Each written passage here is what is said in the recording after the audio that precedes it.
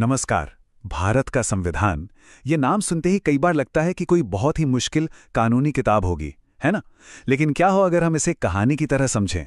तो चलिए आज संविधान की इसी कहानी में उतरते हैं, इसकी प्रस्तावना से लेकर अनुच्छेद 51 तक, एक ऐसा सफर जो बहुत दिलचस्प होने वाला है। तो सबसे पहले दिमाग से ये बात निकाल देते हैं कि ये सिर्फ कानूनों की एक मोटी सी किताब है जिसे रटना पड़ता है। नहीं, बिल्कुल नहीं। ये उससे कहीं ज्यादा, कहीं बढ़कर है। असल में ये हमारे देश का एक रोड मैप है, एक नक्शा जो ये बताता है कि देश किस रास्ते पर आगे बढ़ेगा, यहाँ रहने वालों को क्या अधिकार मिलेंगे और सरकार की क्या जिम्मेदारियां होंगी। तो चलिए इस रोड मैप को बढ़ना शुरू करते हैं।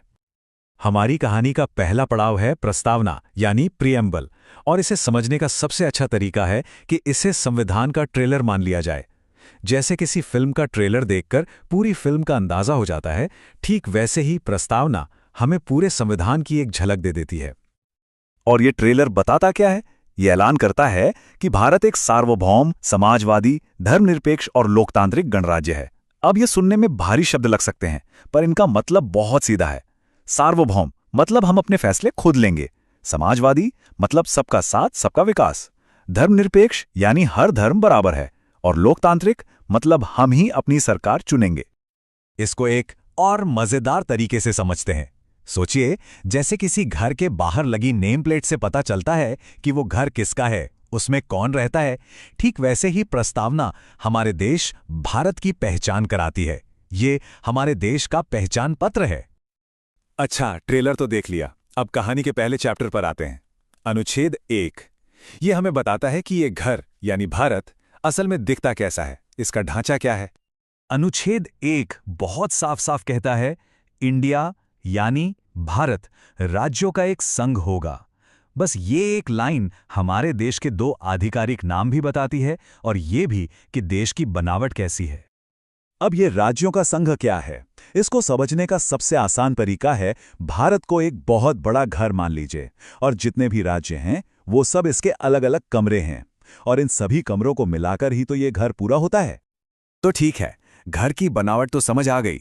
अब बात करते हैं इस घर में रहने वालों की, यानी हम नागरिकों की और हमारे अधिकारों की। कहानी का ये हिस्सा है अनुच्छेद 14 से 20, जो समानता और स्वतंत्रता की नींव रखता है। अनुच्छेद 14 से 18 हमें देते हैं समानता का अधिकार, जिसका सीधा सा सिंपल सा मतलब है कोई वीआईपी ट्रीटमेंट नहीं। कानून के सामने सब बराबर हैं, चाहे कोई कितना भी अमीर हो, गरीब हो या किसी भी पद पर हो, सब एक समान है। फिर आता है अनुच्छेद 19, जो हमें कई तरह की आज़ादियां देता है। अपनी बात कहने की आज़ादी, कुछ लिखने की आज़ादी, देश में कहीं भी आने जाने की आज़ादी और शांति से अपनी बात रखने के लिए इकट्ठा होने की आज़ादी। लेकिन यहां एक बहुत जरूरी बात है, ये आज़ादी बिना ब्रेक वाली बाइक नहीं है कि जैसे मर्जी चला दी। इस पर जिम्मेदारी के ब्रेक लगे हैं।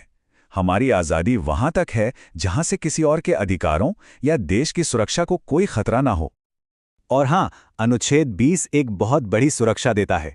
ये कहता है कि किसी भी इंसान को एक ही जुर्म के लिए 2 बार सजा नहीं मिल सकती। ये इंसाफ का एक बहुत ही बुनियादी सिद्धांत है। समानता और आज़ादी के बाद कहानी अब और भी गहरे अधिकारों की तरफ बढ़ती है। अब बात होगी जीने के अधिकार की, शिक्षा की और अपनी आस्था को मानने की। ये सब हमें मिलते हैं अनुच्छेद 21 से 30 के बीच। अनुच्छेद 21 यानी जीने का अधिकार, इसे तो संविधान की आत्मा भी कहा जाता है। और मजे की बात यह है कि सुप्रीम कोर्ट ने समय के साथ इसके मायने बहुत बड़े कर दिए हैं। पहले इसका मतलब था सिर्फ जिंदा रहना, फिर हुआ सम्मान के साथ जीना, और आज इसमें साफ हवा, सुरक्षित सड़कें और न्याय पाने का हक भी शामिल है। और जीने के अधिकार से ही सीधे सीधे जुड़ा है अनुच्छेद 21A यानी शिक्षा का अधिकार। ये पक्का करता है कि 6 से 14 साल के हर बच्चे को मुफ्त शिक्षा मिले। आखिर अच्छी शिक्षा के बिना सम्मान की जिंदगी कैसे मिलेगी? और फिर आते हैं अनुच्छेद 25 से 30, जो हमें अपने धर्म और अपनी संस्कृति को मानने की पूरी आज़ादी देते हैं। मतलब कोई किस पे विश्वास करता है, कैसे पूजा पाठ करता है, ये पूरी तरह से उसका अपना फैसला है। तो नागरिकों के अधिकार तो हो गए। अब हमारे रोड मैप का वो हिस्सा आता है जो सरकार को रास्ता दिखाता है।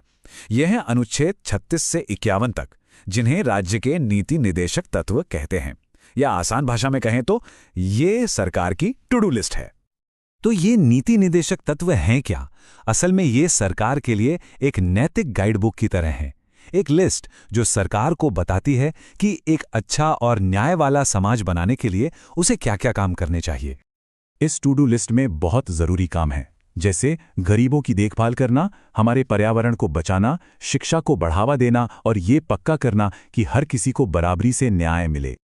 हमारी कहानी के आखिरी पड़ाव पर संविधान का नजरिया भारत की सीमाओं से भी आगे जाकर पूरी दुनिया को देखता है।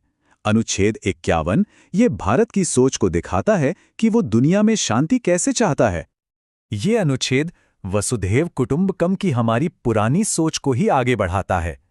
इसका मतलब है पूरी दुनिया एक परिवार है, और ये भारत को निर्देश देता है कि वो हमेशा अंतर्राष्ट्रीय शांति और सुरक्षा को बढ़ावा दे।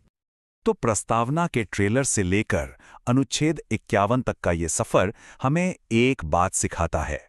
ये संविधान सिर्फ कानूनों का एक दस्तावेज नहीं है, ये एक बेहतर नागरिक बनने का भी रोड मैप है।